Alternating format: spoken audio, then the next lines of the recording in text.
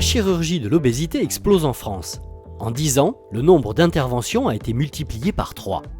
En 2016, environ 50 000 personnes ont été opérées dans notre pays.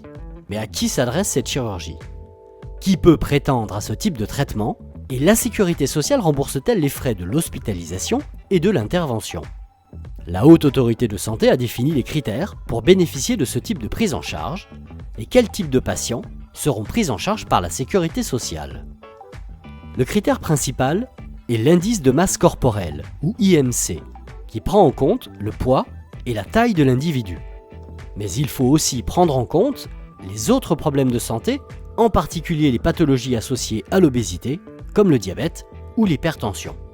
L'obésité est définie par un indice de masse corporelle supérieur à 30. Par exemple, une personne qui fait 1,65 m de taille devient obèse à partir de 82 kg. La chirurgie bariatrique n'est pas indiquée si l'IMC est inférieur à 35. Quand l'indice de masse corporelle est compris entre 35 et 40, la chirurgie peut être prise en compte s'il existe déjà un retentissement de cette obésité, comme le diabète ou l'hypertension par exemple. Cela est évalué avec votre médecin ou votre chirurgien. À partir de l'indice de masse corporelle de 40, on peut considérer tout patient comme candidat potentiel à la chirurgie bariatrique.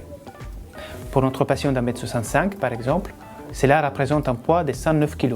Dans ce cas, la sécurité sociale prend en charge les frais de l'hospitalisation et de l'intervention.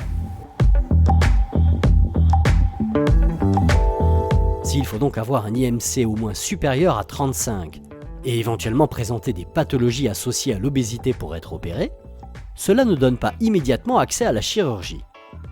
Un parcours de préparation est prévu avant la chirurgie. Un certain nombre d'examens sont prévus avant l'intervention, afin de dépister des pathologies qui peuvent être méconnues. De plus, une véritable éducation diététique et une préparation psychologique sont indispensables pour affronter au mieux la chirurgie et les changements qui vont se produire après. La Haute Autorité de Santé préconise une prise en charge médicale de l'obésité pour une période minimale de 6 mois. Le fait d'avoir un indice de masse corporelle dans les bornes requises ne donne pas un accès immédiat à la chirurgie. La préparation à l'intervention est indispensable. Nous découvrons par exemple assez souvent des diabètes mal équilibrés ou des syndromes d'apnée du sommeil qui étaient complètement inconnus et qui doivent être pris en charge avant l'intervention. De plus, il est important que les patients comprennent ce qu'est une alimentation équilibrée et qu'ils commencent à travailler sur leur façon de manger. L'aspect psychologique, il a aussi une importance capitale.